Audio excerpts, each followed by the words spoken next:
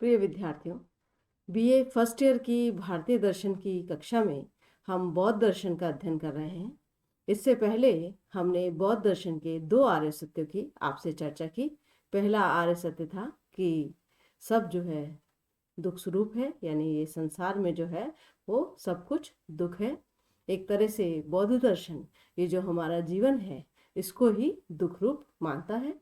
और दूसरा है दुख का कारण है या दुख समुदय। आज हम तीसरे आर्य सत्य की चर्चा करेंगे। बौद्ध दर्शन की जो लेक्चर्स है उसकी श्रृंखला में ये चौथा वीडियो लेक्चर है।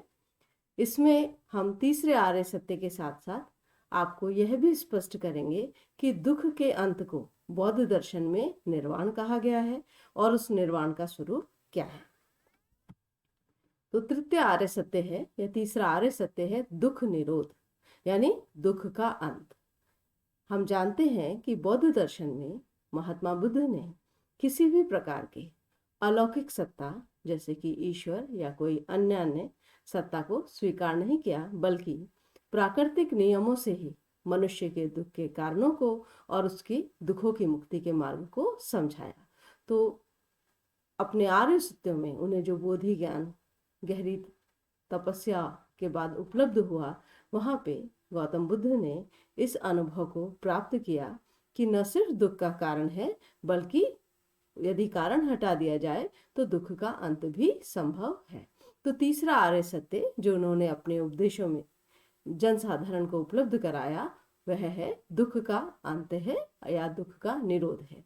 इसे बौद्ध दर्शन में इस अवस्था को जिसमें दुख का अंत या पूरी तरह से निरोध हो जाता है, इसे निर्वाण कहा गया है।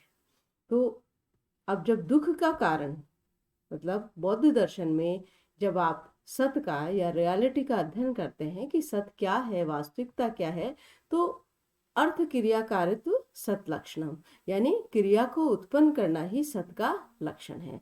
तो बौद्ध दर्शन में कोई भी घटना अकारण यानी बिना कारण के नहीं घटती। अब कारण है तो कार्य होगा।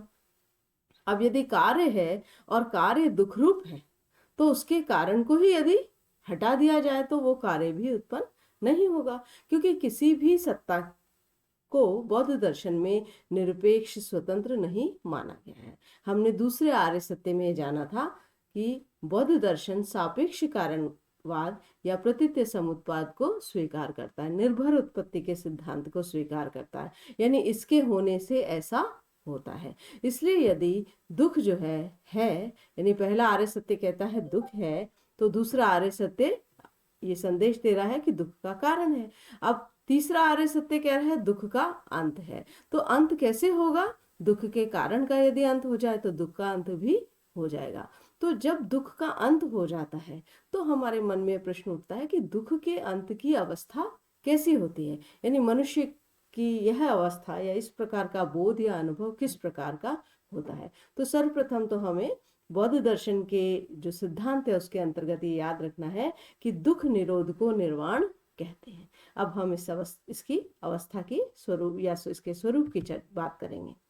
अब ये जो दुख का अंत है, क्या ये मनुष्य के मृत्यु पर होगा, यानी मृत्यु उपरांत अवस्था है, या जीवन काल में हो सकती है? ये बड़ा महत्वपूर्ण प्रश्न है, क्योंकि बौद्ध दर्शन जो है वो जीवन मुक्ति की अवधारणा को भी स्वीकार करता है।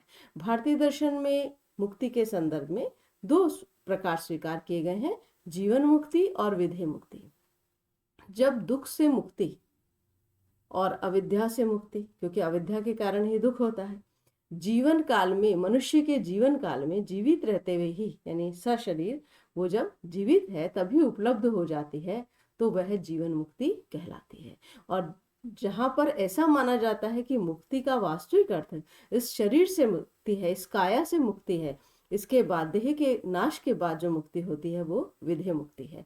परंतु बौद्ध दर्शन जो है वो आप भी जानते हैं कि बौद्ध दर्शन की नैतिकता करुणा परक नैतिकता है, यानी करुणा यहाँ जो है वो प्रमुख सद्गुण है। और महात्मा बुद्ध के भी सभी जीवों के प्रति, उनके दुख से पीड़ित होने के प्रति जो वो द्रवित हुए थे, तो उन्होंने इस संसार में करुणा के भाव का ही संदेश दिया था, करुणा के लिए ही संसार को जगाया था। तो यहाँ पर निर्वाण की प्राप्ति, जो बहुत महत्वपूर्ण बात है कि बौद्ध दर्शन में निर्वाण की प्राप्ति को जीवन के रहते ही स्वीकार किया गया है। अब करुणा का अभाव क्यों होता है या दुख की अवस्था में व्यक्ति क्यों रहता है? तो जैसा कि सभी भारतीय दर्शनों में एक नैतिक आध्यात्मिक साक्ष्य है, परंतु सबके मोक्ष मार्ग में भिन्नता है। ऐसे परंतु आप ये देखेंगे राग और द्वेष को सभी भारतीय दर्शनों में जो है अशुभ माना गया है, और बौद्ध दर्शन में भी ये माना गया है कि राग और द्वेष के कारण जो है मनुष्य जो है वो बुरी प्रवृत्तियों में सम्मिलित होता है। तो यदि निर्वाण की प्राप्ति या दुख के अंत को हमें जीवन के रहते रहते नहीं, शरीर के रहते रहते प्राप्त करना है, तो किस पर विजय प्राप्त करनी है? राग द्वेष पर। और बौद्ध दर्शन में जो राग द्वेष पर विजय प्राप्त करने के बाद जो निर्वाण की प्राप्ति जीवन रहते होती है, उसमें जैन दर्शन की तरह यहाँ भी त्रिरत्न है, शील, प्रज्ञा और समाधि। अब शील का मतलब है शुद्ध आचरण, यानी हम राग द्वेष पर विजय प्राप्त कर शुद्ध आचरण से आर्य सत्यों का निरंतर ध्यान करें। जब ध्यान जो है वो बिल्कुल निरंतर हो जाएगा, गहरा हो जाएगा, तो वो अवस्था क्या है? समाधि। और जब ऐसी समाधि की अवस्था जिसमें राग द्वेष बिल्कुल नहीं है और निरंतर जो है आर्य सत्यों का यानी इन श्रेष्ठ सत्यों का ध्यान है, तो प्रज्ञा भी मनुष्य को प्राप्त हो जाती है। और इस तरह से जो मनुष्य का चित्त है वो लोभ मोह राग द्वेष से मुक्त हो जाता है। तो निर्वाण की स्थिति किस प्रकार की होती है, इसका स्वरूप क्या होता है, इसे हम इस रूप में भी समझ सकते हैं कि बौद्ध दर्शन में इन त्रिरत्नों की सहायता से शील प्रज्ञा समाधि के द्वारा राग द्वेष पर विजय पाकर अपने चित्त को जो है पूरी तरह से दुख मुक्त किया जा सकता है। अब ऐसा व्यक्ति जिसका चित्त जो है पूरा निर्मल है, शांत है, उसे कोई भी संसार का प्रलोभन, संसार का विषय जो है वो प्रभावित नहीं कर सकता। यानी उसे किसी भी प्रकार से कोई सांसारिक जो है काम वासना है, कोई विषय है, किसी विषय की के प्रति जो है राग है, द्वेष है, यानी रूप और अरूप जो है, किसी प्रकार की तृष्णा नहीं रहती, यानी उनको भोगने की इच्छा नहीं रहती। और बौद्ध दर्शन में उपदेशों में इस प्रकार से कहा गया है, वह मार पर विजय प्राप्त कर लेता है। यहाँ मार का अर्थ है कि जो आपके आध्यात्मिक पथ का शत्रु है, जो आपको उस आध्यात्मिक पथ से हटा देता है। तो इस प्रकार से काम रूप अरूप यानी सांसारिक जो विषय हैं, जो हमारे सामने भिन्न भिन्न प्रकार के रूप में प्रकट होते हैं, उन किसी भी विषय की हमारे मन में इच्छा नहीं रहती। तो निर्वाण की अवस्था में जो है एक तरह से हम ये कह सकते हैं कि तृष्णा नहीं रहती और मार पर यानी आध्यात्मिक शत्रु पर पूर्ण विजय प्राप्त कर ले जाती है। अब इस प्रकार से जो सर्वथा मुक्त व्यक्ति होता है या जिसको मोक्ष प्राप्त होता है, तो वो व्यक्ति क्या कहलाता है? अरहत। और मोक्ष को क्या कहा जाता है? निर्वाण। तो इस प्रकार से यदि या आपके समक्ष ये प्रश्न आता है कि बौद्ध दर्शन के अनुसार निर्वाण क्या है, तो निर्वाण राग द्वेष और उससे उत्पन्न दुख के नाश की अवस्था है। अब प्रश्न यहाँ पर ये आता है कि निर्वाण प्राप्त जो व्यक्ति होता है, क्या वो बिल्कुल निष्क्रिय हो जाता है? यानी उसे समझ में तो आ गया कि सांसारिक विषय जो है वो हमारे लिए आध्यात्मिक पथ से हमें विचलित करने वाले हैं, ये अशुभ हैं। तो प्रश्न यह भी उठता है कि क्या ऐसा व्यक्ति बिल्कुल निष्क्रिय होता है? पर बौद्ध दर्शन में जो है निर्वाण प्राप्त व्यक्ति जो है वो निष्क्रिय नहीं बताया गया है। जब आर्य सत्यों का वास्तविक ज्ञान, सम्यक ज्ञान होता है और मन को और आंतरिक भावों को हम बाहरी वस्तुओं से हटा लेते हैं, मन में भी भाव चलते रहते हैं, विचार चलते रहते हैं, कुछ कुछ हम सोचते रहते हैं, सुख है, दुख है, ईर्ष्या, इस तरह के आंतरिक भाव होते हैं, जगत में वस्तुएं हैं, उनके अपने आकर्षण होते हैं। तो यहाँ पर आर्य सत्यों का जब सम्यक ज्ञान हमें प्राप्त करना होता है, तो आवश्यक होता है कि हम उन्हीं आर्य सत्यों पर अपने ध्यान को लगाएं, निरंतर अपना विचार जो है उसी का केंद्र जो है आर्य सत्यों को बनाए और बाहरी वस्तुओं से और आंतरिक भावों से अपने को सर्वथा मुक्त कर लें। तो इस प्रकार से यहाँ समाधि का अभ्यास किया जाता है। और एक बार जब समाधि प्राप्त हो जाती है, तो जो समाधि में उपलब्धि होती है, वो उपलब्धि किसकी होती है? प्रज्ञा की। तो फिर व्यक्ति जो होता है जब प्रज्ञावान हो जाता है, तो फिर उसे समाधि में रहने की या लगातार जो है संसार से विमुख रहने की आवश्यकता नहीं रहती। फिर वो अपने जीवन के कर्मों को करता है, पर किस प्रकार से करेगा? उसमें कोई राग द्वेष नहीं होगा, उसमें कोई आसक्ति नहीं होगी, उसमें कोई तृष्णा नहीं होगी।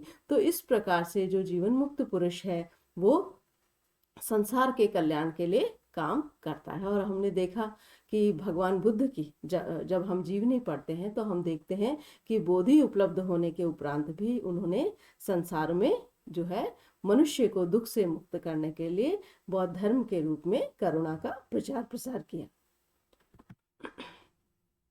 अब भारतीय दर्शन में आपने कर्म सिद्धांत पढ़ा था, तो कर्म सिद्धांत में आता है कि हम कोई कर्म करते हैं तो उसका फल मिलता है। तो यह प्रश्न स्वाभाविक है कि जब एक जीवन मुक्त पुरुष जिसने अपने जीवन में रहते ही निर्वाण प्राप्त कर लिया है, वो तृष्णा मुक्त हो गया, क्या वो कर्म करेगा तो बंधन में पुनः नहीं चला जाएगा? तो यहाँ पर बौद्ध दर्शन में ऐसा माना गया है कि नहीं, बंधन का कारण क्या है? हमारी तृष्णा। बंधन का कारण है हमारे राग द्वेष। यदि हम राग द्वेष के बिना कर्म करते हैं तो बंधन नहीं होता। महात्मा बुद्ध का भी उपदेश है कि कर्म जो है वो दो तरह का होता है। एक तरह का कर्म होता है जिसमें राग द्वेष मोह से हम लिप्त होते हैं, और दूसरा कर्म होता है जो राग द्वेष मोह के बिना होता है।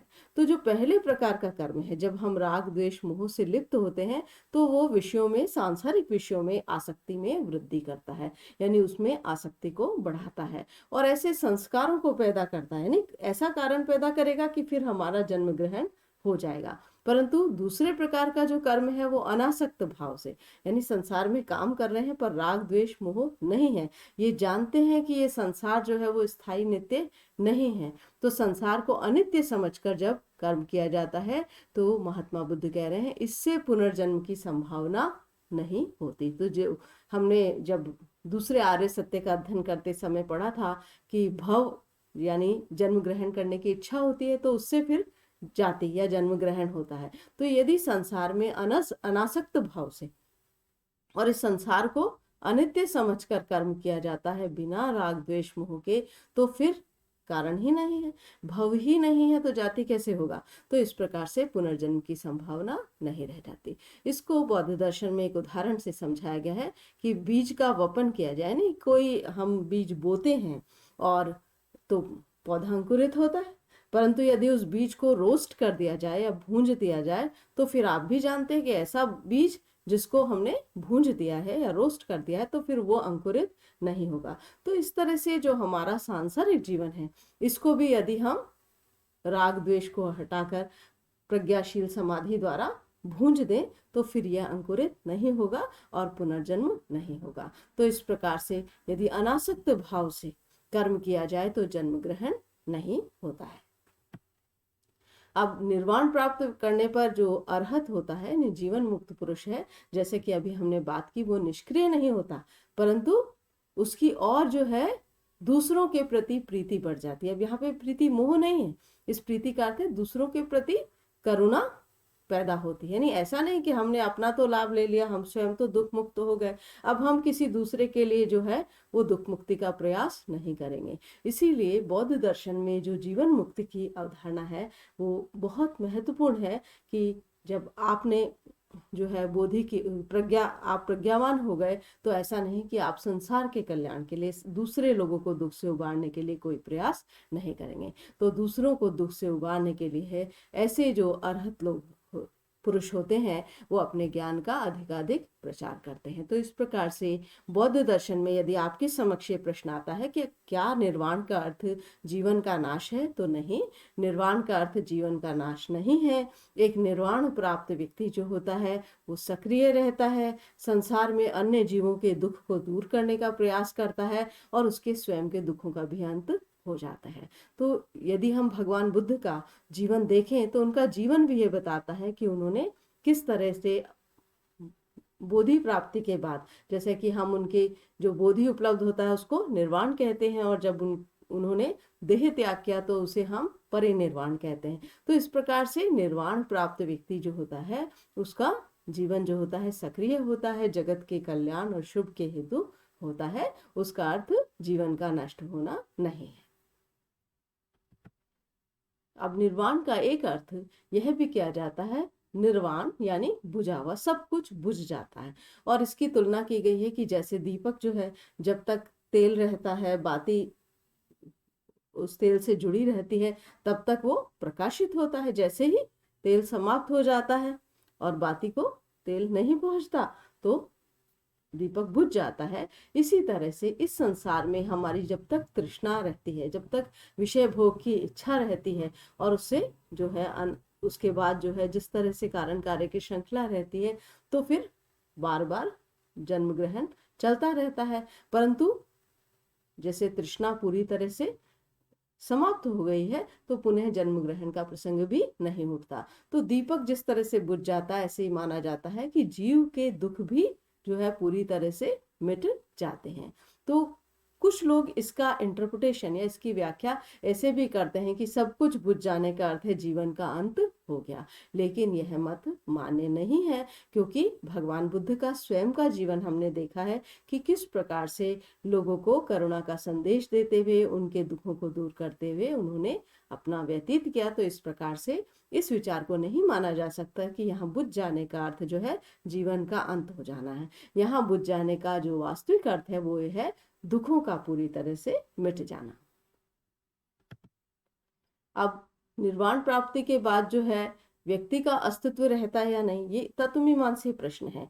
हम जब दर्शन शास्त्र में आत्मा के स्वरूप की चर्चा करते हैं, बंधन मोक्ष की चर्चा करते हैं, तो यह प्रश्न आता है कि क्या फिर यह आत्मा तो अमर है, क्या ये पुनर्जन्म होती है? तो फिर जब तक बंधन में है तब तक तो अज्ञान में है, तो पुनर्जन्म हो रहा है। पर जैसे प्रज्ञा की प्राप्ति हो गई, बोधि की उपलब्धि हो गई, तो फिर वो आत्मा कहाँ जाती है, फिर क्या होता है, तो निर्वाण प्राप्त होने के बाद क्या होता है? तो इस सब प्रश्नों में हमने देखा था कि महात्मा बुद्ध, जब आप इसका परिचय वाला लेक्चर देखेंगे तो आप इसको पुनः आपको ये बात याद हो जाएगी कि महात्मा बुद्ध इस तरह के प्रश्नों की चर्चा नहीं करते थे, वो इनको अव्याक्तानि मानते थे, क्योंकि इस प्रकार की चर्चा का कोई उद्देश्य नहीं है। और कई जगह इस प्रकार के प्रश्नों पर महात्मा बुद्ध ने मौन भी धारण किया। तो कुछ लोग ऐसा भी कहते हैं कि उसको शब्दों में नहीं समझाया जा सकता। इसलिए एक विचार ये भी आता है कि निर्वाण प्राप्ति की जो अवस्था है वो वर्णनातीत है, यानी उसको वचनों में नहीं कहा जा सकता। अब जो ये निर्वाण, ये दुखों का अंत होता है, निर्वाण की उपलब्धि होती है, तो इसके लाभ को किस प्रकार से वर्णन किया जा सकता है? हमने तो देखा कि वर्णनातीत है, इसका वचनों में इसे कथन नहीं किया जा सकता। पर दो स्पष्ट लाभ निर्वाण के या दुखों के अंत के होते हैं। पहला तो पुनर्जन्म नहीं होता, क्योंकि हमने देखा जब जाति आता है तो फिर जाति से जरा मरण होता है। एक बार जन्म ग्रहण कर लिया तो फिर जरा मरण से जो मुख्य तौर पर सांसारिक जीवों का दुख है उससे कोई बच नहीं सकता। तो निर्वाण प्राप्ति का पहला लाभ तो यह है कि पुनर्जन्म नहीं होता, और जब पुनर्जन्म नहीं होता तो तज्जनित यानी उससे उत्पन्न दुख संभव ही नहीं है। जन्म ग्रहण के लिए जो आवश्यक कारण है वो नष्ट हो गए। तो पहला जो लाभ है निर्वाण का वो है पुनर्जन्म और दुख का अंत होता है। और दूसरा लाभ है कि जीवन काल में ही शांति की प्राप्ति होती है। यानी इस जीवन में जो है हम जानते हैं कि दुख है, पर अब दुख से प्रभावित नहीं होते। दुख होने के कारण हम जो अशांति का अनुभव करते हैं वो अशांति अब नहीं रहती, तो जीवन काल में ही शांति की प्राप्ति हो जाती है। तो निर्वाण के ये दो लाभ हैं। और यह भी जो है एक आपको याद रखने की बात है कि ये जो शांति निर्वाण के बाद होती है, इसकी जो सांसारिक सुखों में हम कहते हैं ना जो शांति उपलब्ध होती है, इससे बिल्कुल भिन्न है। यानी सांसारिक सुखों में जो थोड़े समय के लिए हमको शांति अनुभव होती है, फिर हम वापस से एक अशांत अवस्था में आ जाते हैं, या थोड़े समय के लिए सुख उपलब्ध होता है, पुनः वो किसी न किसी दुख का कारण बन जाता है। तो निर्वाण की अवस्था ऐसी नहीं है, वहां पर निरंतर एक जो है शांति का अनुभव होता है। तो इस प्रकार से तृतीय आर्य सत्य ये कहता है कि दुख का अंत है, दुख के अंत की अवस्था को निर्वाण कहा जाता है। और अभी इस लेक्चर में हमने निर्वाण के स्वरूप की चर्चा की आपसे। तो आपके लिए आज का अभ्यास प्रश्न है, बौद्ध दर्शन के अनुसार निर्वाण के स्वरूप को समझाइए। धन्यवाद।